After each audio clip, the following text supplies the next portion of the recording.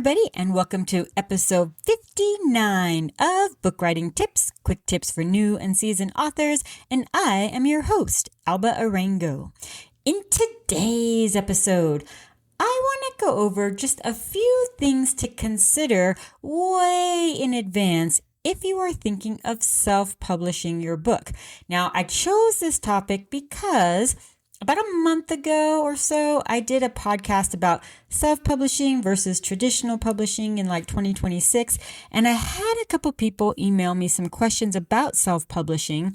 And FYI, if you ever have some questions, feel free to email me. Just go to my website, albarango.com, and there's a contact me little place you can email me. But they emailed me questions about self-publishing. So as someone who has self-published 13 books, I have a little bit of insight into the self-publishing whole spiel that you got to do. And there are a few things that you really should consider way in advance. So if you're still in the middle of writing your book, perfect. Because that way, hopefully I can give you a little bit of insight of things to consider long before you actually hit that publish button. So with no further ado, let's get down to it. Let's talk about things to consider way before you self-publish.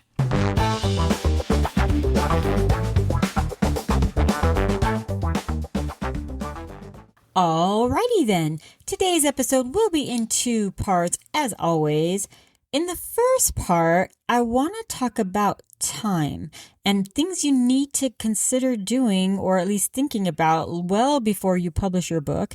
And in the second part, I want to talk about cost. And again, these are things to consider well in advance because some of us are on a tight budget. And you know what? Budgeting is important when you're thinking about money to spend in publishing your book. But before I get to either of those, there is something I wanted to go over with you quickly. Now, what I have observed is that there are kind of three different kinds of self-publishers. So let me just kind of break down what I see as each of the three categories of self-publishing, because I don't know which one any of you out there fall into. So the first category is people who really just want to see their book out there, to just say, hey, I published a book. And I have known a couple of people like this in my own personal life. I had a friend. It took him 15 years to finally finish this book. He had no interest in marketing or just really making any money off this book. It was really a personal thing for him. He just wanted to get this story he had on print and as a book. And so that he could just say, hey, I did it. I published this book. And then in another case, completely unrelated, I had a former student who had emailed me and said, hey, my husband wrote a book and he just wants to know how he can get it published. So I gave him some ideas and she made my back. She's like, oh, no. He doesn't care about making money. He doesn't want to spend money. What is the quickest, cheapest, easiest way to just get his book out there? So I get it. I mean, there are people who really, it's a personal thing. All they really want is to just have that accolade that they published a book or just have that personal bucket list item that, hey, I published a book, and they have no intention of marketing, no intention of, going out there and trying to sell their book. It's just a personal thing for them. And I get it. A lot of people are like that with sports. They play just for fun or they play to be competitive. And there's different kinds of self-publishers as well. The middle group, I call them the people who have a day job and kind of do writing as a side hustle. I'm a teacher or I'm a nurse or I'm this and that's my job, but I also love to write. So I'd like to publish books and it'd be cool to make money, but I'm not going to be full-time author. That's not my goal. I love my job. I don't want to quit my job, but I would like to make some money. So you are going to invest some money in marketing, maybe, put a little more time into marketing. And there's also the third group, which hardcore, that is the plan.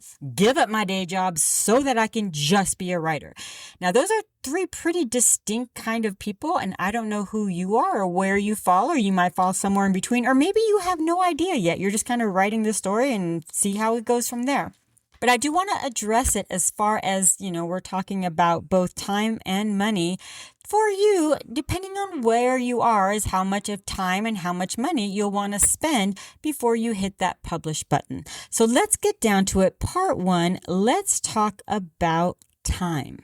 So my advice, and you certainly don't have to take it. You can take everything I say with a grain of salt, right? This is all just my opinion.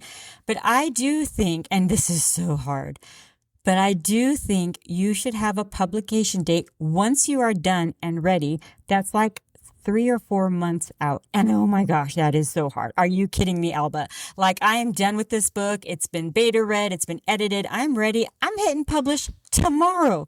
And absolutely, you can do this. And I have done this. And I told you, I've published 13 books.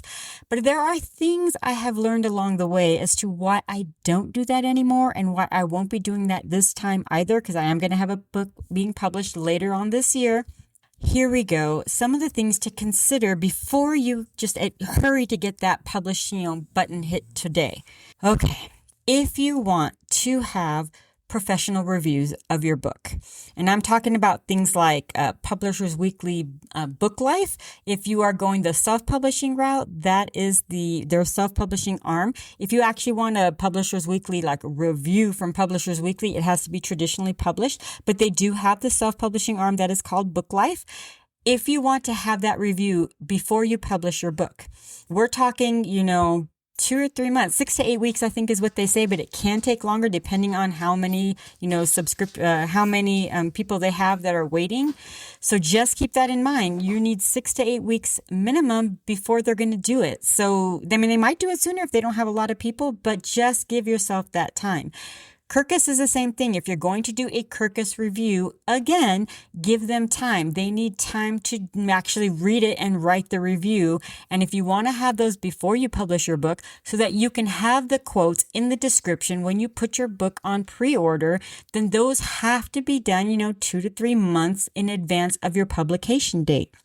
If you want blurbs to put on the back matter of your book, obviously, you're going to have to give your book to people ahead of time and give them plenty of time to read the book and write the review. And you're talking at least a month. That would be an appropriate amount of time to give someone to read, and then you can write that blurb on the back matter of your book and have it there for when your book is published. So again, you need the time to do that. Now, Ingram Spark and Amazon. So those are the two big self-publishing platforms that people use. And I've used both. And the truth is they work best to do simultaneously and independently. And here is the whole thing about Ingram Spark versus Amazon. If it's important to you to have your book at least available for Barnes & Noble and independent bookstores to purchase, to put on their shelves. They only purchase, independent bookstores, it depends, but Barnes & Noble only buys their books through Ingram. They're not going to buy through Amazon because that's their biggest competitor. So they're going to buy only through Ingram. And I'm talking, of course, paperback or hardcover, not ebooks. So if you want your book on the bookshelves of Barnes & Noble, available to all of them across the country. And I know I've said this before, if it's local, you can just walk in there and talk to the manager and they'll probably be happy to put your book on their shelves. But if you're talking, you want it available across the board, you want it available at Target, you want it available at places, then, they get their books through Ingram and you just have to publish it on Ingram. Now, back in the day, and this is one of those learning curves for me, back in the day, it used to be Ingram Spark would absolutely not publish your book if you published it on Amazon first. Now, I think that may still be true, but there is kind of a loophole, and this is what independent publishers have now learned, that I have now learned, that I did not know when I published my book last year. So if you want to have pre-orders, now pre-orders are great for your Amazon rankings. They really shoot up the rankings on Amazon. The problem with Amazon is that you can do a pre-order for your ebooks, but they don't allow pre-orders for your paperback just because it's so fun that they don't do that. So here's the problem. Ingram Spark does allow pre-orders on paperbacks. So you want to do Ingram Spark, but you also want to do Amazon, and you have to figure out the way. And so I'm going to give you the way to do it because I did not do this last year because I did not know this last year. So I had no pre-orders for my paperbacks last year. I will do it correctly this year. So here's what I have learned. You need to publish on KDP, which is Amazon, first. Do not, I repeat, do not check the expanded distribution. Do not check expanded distribution. Write that down. Do not check expanded distribution. Also, do not get their ISBN. You need to have your own ISBN to put on Ingram because Ingram will not accept an Amazon ISBN and Amazon will not allow you to distribute the book with an Amazon ISBN anywhere except Amazon. So get your own ISBN, and I'm going to talk about that when we get to cost in part 2. So do not check the expanded distribution and do not get the Amazon ISBN. Have your own. Okay, so you are setting it up in Amazon. You order a proof.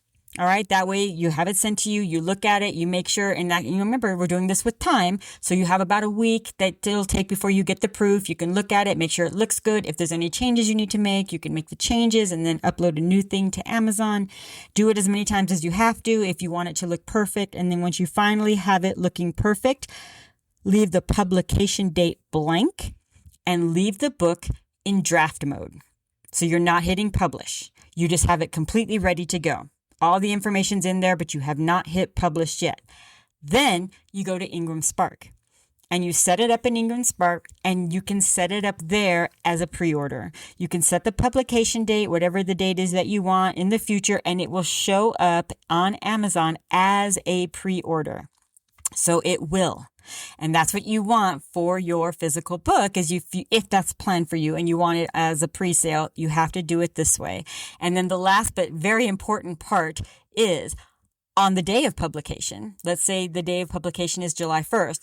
On the early morning of July 1st, you need to go into Amazon and hit publish. And that way, as soon as Amazon okays it, which they will do probably within 24 hours, then from that point on, everyone who buys their book through Amazon or the print book through Amazon will buy it straight through Amazon and not Ingram. But if you want those pre-sales, the only way to do it is to go through Ingram Spark. Okay, now all of that has to be done way ahead of time. And the one last thing I have for you is doing it ahead of time gives you time to build buzz about your book. You can put it on your website. You can add it to your newsletter. If your newsletter is like mine and it's only once a month, you can start doing that a couple months ahead of time because you know the publication date is a couple months away. You can start doing things on social media. And last but not least, if you are going to do a book launch, of course, like if you want to do the book launch, I did that for the first few of my books. You know, you want to have a place to do it. You need to book it ahead of time. If you want it in a bookstore, I mean, they have stuff going on. So you need to make sure you find a date that works with them to have a book launch. And again, that's something you can put in your newsletter, website, etc. All right, let's move on to the crazy law / writing prompt. If you are new to the podcast, every week I give you a crazy law in history. And this is something that once upon a time was a real law. And your challenge, should you choose to accept it, is to write a short story based on that law. So with no further ado, this week's crazy law, here we go. In Zion, Illinois, an ordinance forbids making ugly faces at a fellow citizen. Oh my goodness, I actually would really like to know why that was a law. Like what happened that they actually had to make that a law? Because I can totally imagine. And also probably be in jail. But all right, let's move on to part 2 because I'm way over my time here. Part 2 is the actual cost. Now, if you have followed me on this podcast for a while, you probably already know a lot of this, but let's just a good reminder, right? That's something you need to think of ahead of time, especially if you're living on a budget, and that is the cost. Because if you self-publish, everything is on you. All of the costs are on you. So, what are some things you may need to pay for? Let's talk about an editor. Okay, now here is where you need to think about what you want to do about as far as having an editor. If you're one of that first group, right, you're really just doing it personally to just have, a personal bucket list item. You're not planning on marketing. You're not going to sell this to anybody. Maybe download a few copies to spread around to your family, and that's it.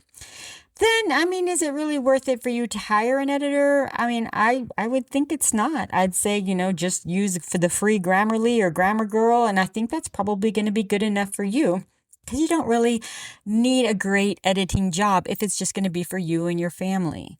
Now, if you're in that middle or third group and you are planning on making money from this, then think about an editor as an investment in your work. And I know I've had people say, well, AI can do it. And let me just give you this thing about AI. Yes, they absolutely can do it. The problem is that AI doesn't always necessarily hear what an editor hears. So here's an example I'm going to give you. In my first book, I did not have an editor. I regret that. I did not have an editor. This is why I have hence learned.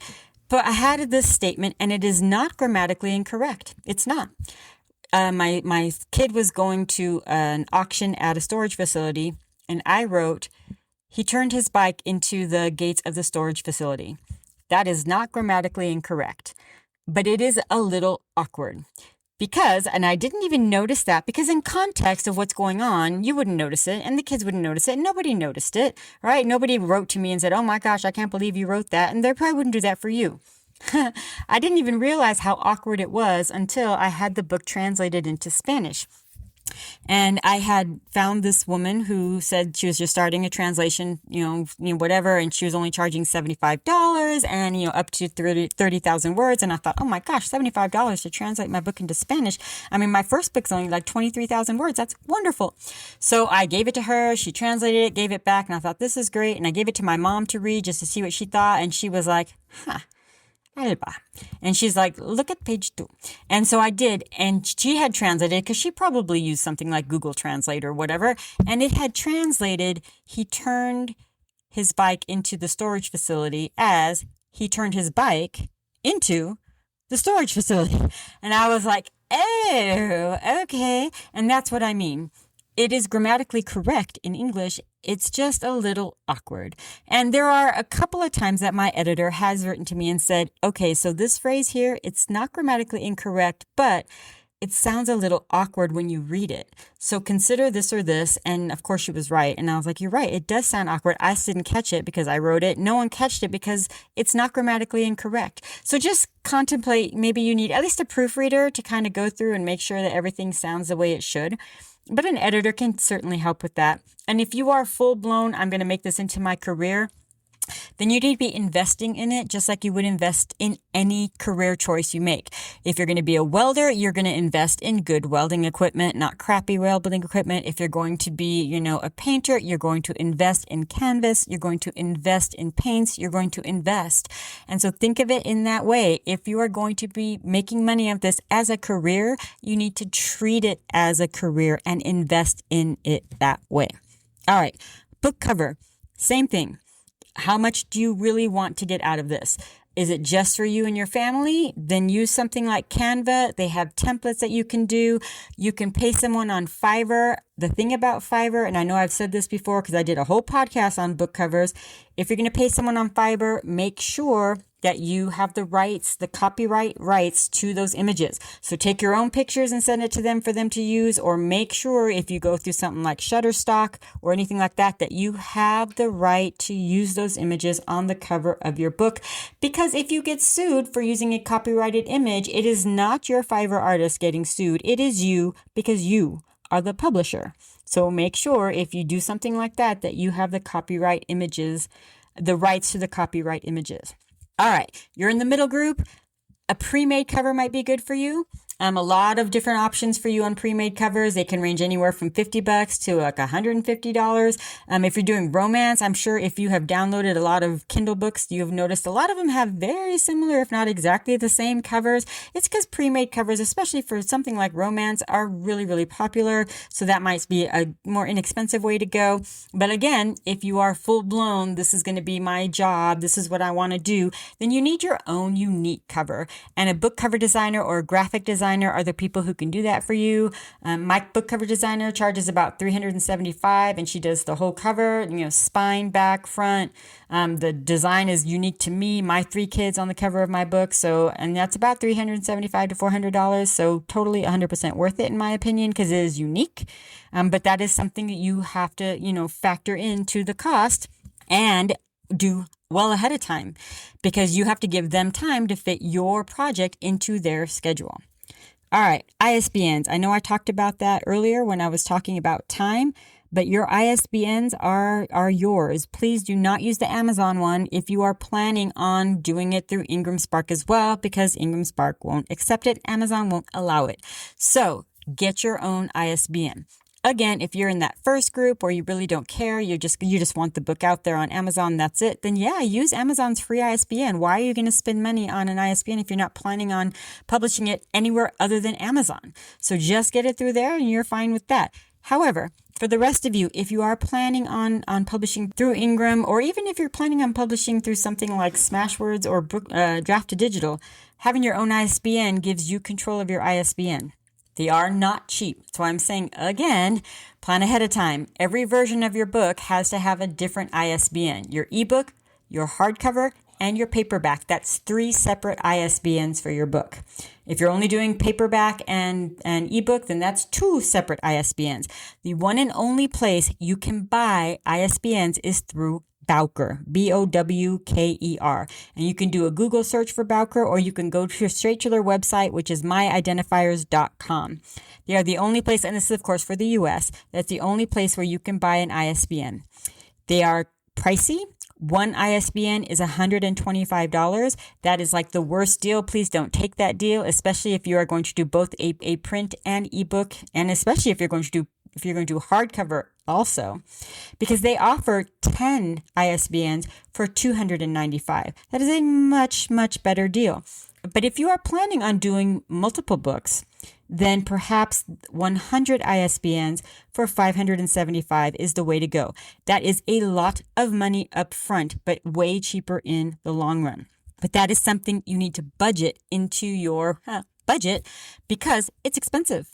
So if you're going to be buying these ISBNs, you can buy them as far ahead of time as you want, years ahead of time if you want. They're yours forever and ever and ever. And then you can use it on, the multiple platforms, both Amazon and Ingram, the same ISBN for both. Make sure you do that, by the way. The same ISBN is used for both Ingram and KDP.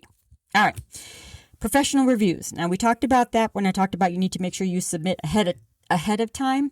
But they are pricey. The Book Life review, they do offer one on Publishers Weekly's Book Life, their self-published version. They do offer, I think it's like $25, but there's absolutely no guarantee that they will publish it. They're like, well, it's like a crapshoot. You might get it and then it's only $25. If you want a guaranteed review, I think it's like $399, but then it guarantees it. That is a lot of money. And remember, you have to do it like a couple months ahead of time. Well, now you're looking at the cover, you're looking at the reviews. But again, it all depends on what is your desire for this book. If it is to make money on this book, it's going to be your new job, then you need to invest in it. And that might be one of the ways to do it. Same thing with the Kirkus review. Again, not just time, they cost money. And Kirkus is a little pricey. I think Kirkus might even be up there in the $400 range as well. So just think about all of these things before you hit that publish button. If any of these things are things you're thinking you might want to do, then make sure you give yourself enough time to do it. All right. Start giving yourself, when am I going to do this publication? I would like to have it published before Christmas because I want people to buy it for Christmas. Well, then it's already, June. You need to start thinking about how soon is this book going to be ready? Because is it going to be edited? Is it going to have the book cover? Is it going to have the blurbs? You have to have the book completely done, edited, etc. by the time you submit the reviews, then that's got to be 2 or 3 months early. So you're looking at it needs to be done pretty quick if you haven't gotten it there yet. So I hope this has been helpful. If it has, please consider giving me a follow, giving the show a rating. I appreciate you. I drop a new episode every week, every Wednesday. So until next week, stay safe, and I will see you all next.